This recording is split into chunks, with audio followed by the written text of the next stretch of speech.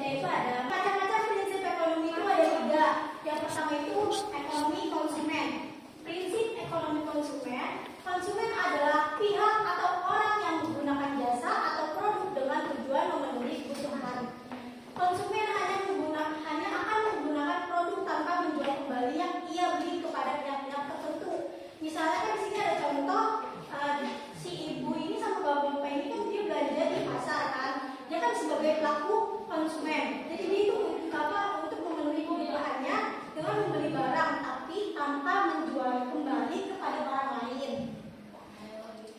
Iya, paham nggak? Masa yang di depan nggak paham.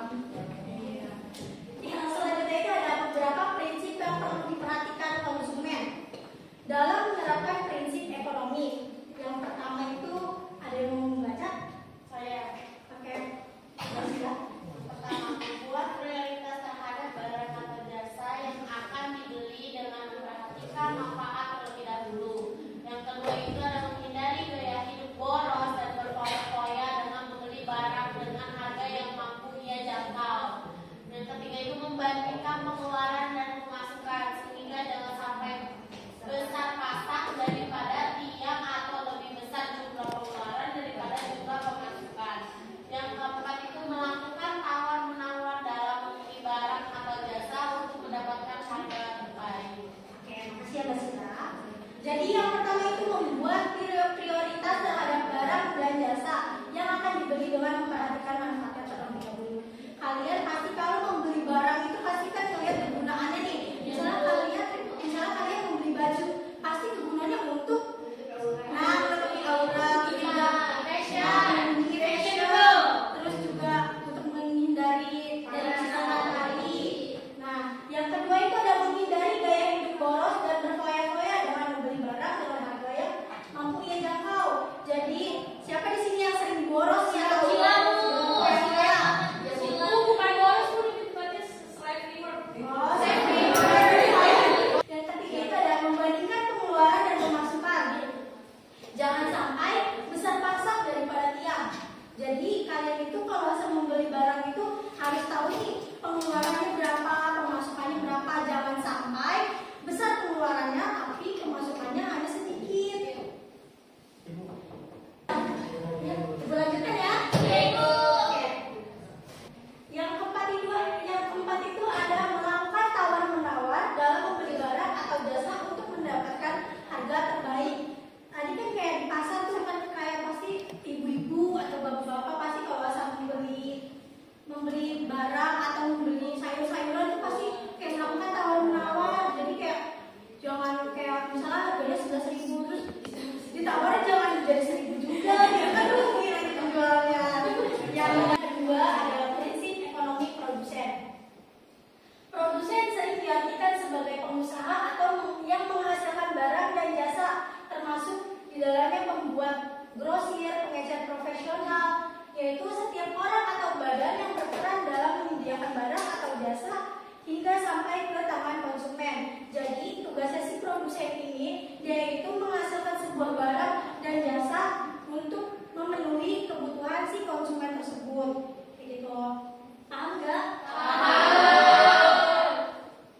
Yang selanjutnya adalah contoh prinsip ekonomi bagi produsen sendiri, diantaranya ada yang harus semangat banget ya, belum jadi malu. Yang pertama, memproduksi barang yang banyak dicari dan dibutuhkan oleh masyarakat. Yang kedua, menyesuaikan jumlah produksi dengan jumlah permintaan. Yang ketiga, mencari bahan baku dengan kualitas terbaik namun dengan harga yang masih terjangkau. Yang terakhir, memiliki karyawan atau sumber daya manusia yang ahli, terampil dan disiplin. Oke, terima kasih ya Mbak Bulia. Jadi yang pertama itu contoh prinsip ekonomi bagi produsen itu yang pertama Yang pertama itu memproduksi barang yang banyak dicari dan dibutuhkan oleh masyarakat. Nah, si produsen ini pasti harus melihat gimana sih pasar, apa sih yang dibutuhkan dari masyarakat ini gitu kan. Apa sih yang banyak banget dicari barang-barangnya dari masyarakat. Terus yang kedua itu ada menyesuaikan jumlah produksi dengan jumlah permintaan. Si produsen ini harus menyesuaikan jumlah produksi, dia harus memproduksi sebanyak apa dan harus melihat juga jumlah permintaannya. Yang ketiga itu ada mencari bahan baku dengan kualitas terbaik, akan tetapi dengan harga yang masih terjangkau. Biar si produsen ini harus mencari bahan baku yang berkualitas supaya masih bisa juga dijualnya dengan harga yang masih tinggi gitu kan. Terus yang keempat itu ada memiliki karyawan atau sumber daya manusia yang ahli.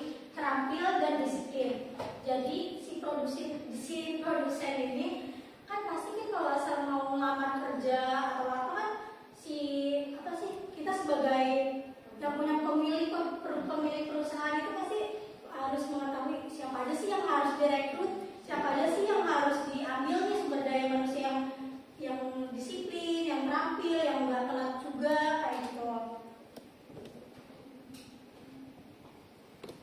Yang selanjutnya itu ada prinsip ekonomi distributor.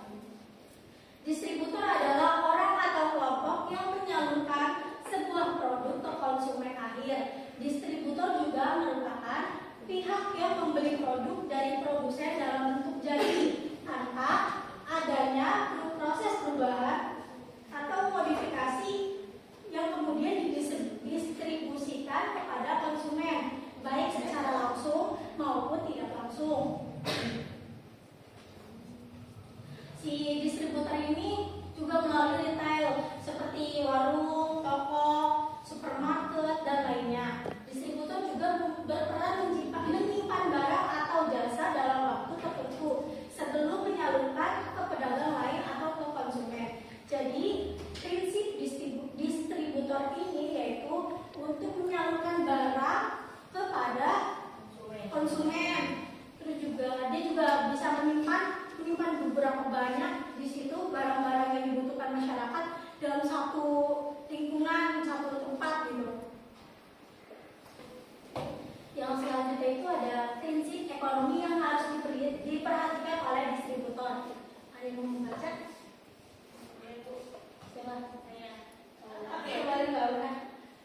Prinsip ekonomi yang harus diperhatikan oleh distributor diantaranya yang pertama klasifikasi barang atau jasa, yaitu kegiatan memilah-milah produk sesuai jenis, ukuran, dan banyaknya sebelum sampai ke konsumen. Distributor juga harus memperhatikan daya beli masyarakat atau daya beli tanda internetnya. Yang kedua, promosi. Distributor juga memiliki fungsi promosi, yakni ikut mengenalkan barang atau jasa kepada konsumen. Ia haruslah memberikan pelayanan yang baik agar mampu mendapatkan keuntungan yang maksimal. Yang ketiga, menyalurkan barang secara tepat waktu dan dengan teliti dan dengan hati-hati supaya tidak terjadi kerusakan pada barang yang diantar. Terima kasih ya Bunda. Yang pertama itu ada klasifikasi barang atau jasa. Kegiatan memilah-milih produk sesuai jenis, ukuran, dan banyaknya sebelum sampai ke konsumen. Jadi sisi distributor ini juga berperan untuk memilah-milih jenis, ukuran maupun barangnya sebelum sampai konsumen tersebut. Terus yang kedua itu ada promosi. Jadi si distributor ini bukan hanya menyimpan barang atau menyalurkan barang, akan tetapi dia juga bisa mempromosikan barang-barang tersebut kepada konsumen atau masyarakat. Yang ketiga itu ada menyalurkan barang secara tepat waktu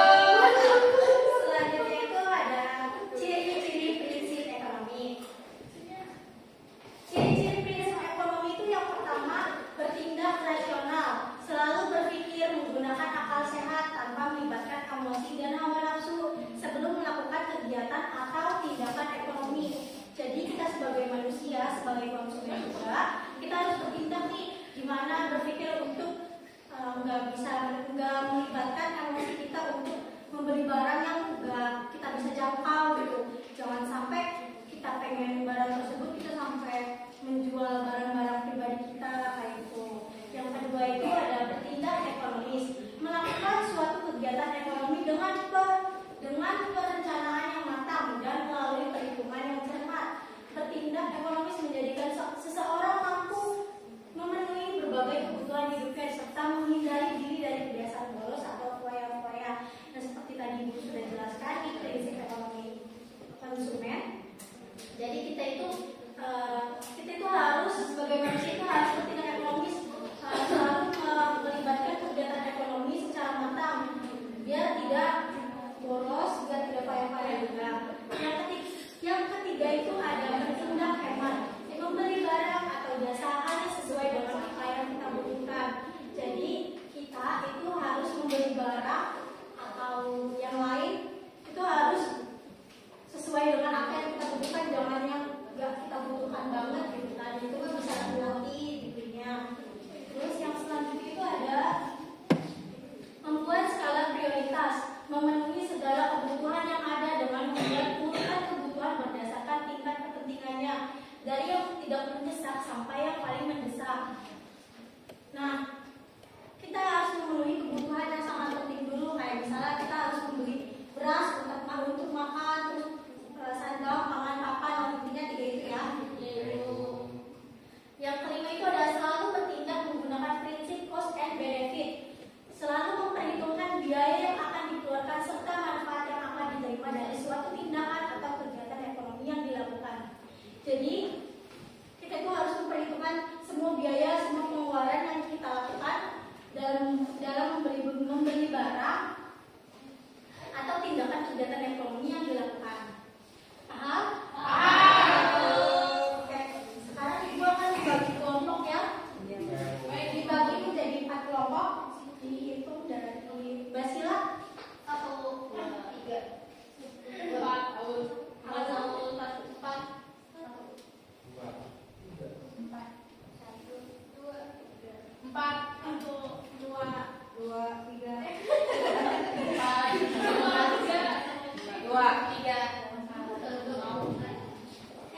jadi yang kelompok 1 itu yang pertama di sini ya.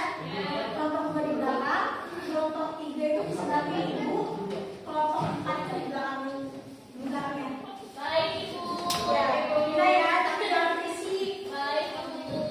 di sini Ibu akan membagikan APD-nya ya. Baik Ibu. Di sini ada APD, di sini ada nama kelompok, ditulis nama kelompok kalian, boleh nama buah-buahan, boleh nama benda, boleh nama idol kalian. Nama kelompok boleh nggak boleh, boleh sangat boleh. Di sini ada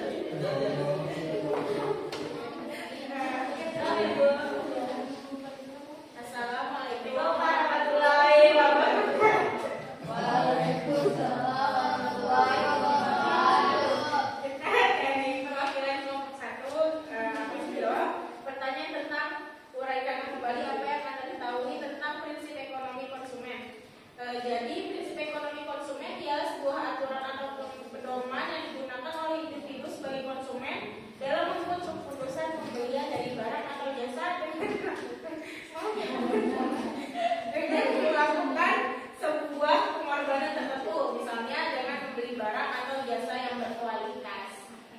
Sudah paham semua? Sudah. Jelas gak apa yang disampaikan? Jelas. Jelas. Tepuk tangan dulu dong.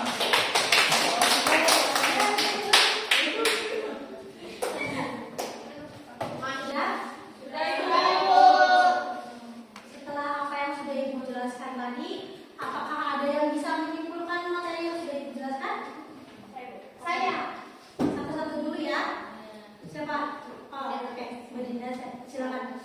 Kesimpulan tadi tentang materi yang Ibu jelaskan itu ada pengertian ekonomi, di mana pada prinsipnya ekonomi itu digunakan untuk memenuhi permintaan terbatas dengan sumber daya yang terbatas. Nah, selanjutnya juga Ibu sudah menjelaskan tadi tentang macam-macam prinsip ekonomi yang dibagi menjadi tiga, yaitu prinsip ekonomi produsen, yaitu adalah prinsip ekonomi konsumen, di mana konsumen itu adalah pihak yang menggunakan jasa. Yang kedua itu ada prinsip ekonomi produsen, di mana produsen itu diartikan sebagai perusahaan yang menghasilkan barang dan jasa. Dan yang terakhir itu juga ada prinsip ekonomi distributor, di mana distributor itu adalah orang atau kelompok yang menyalurkan sebuah produk ke konsumen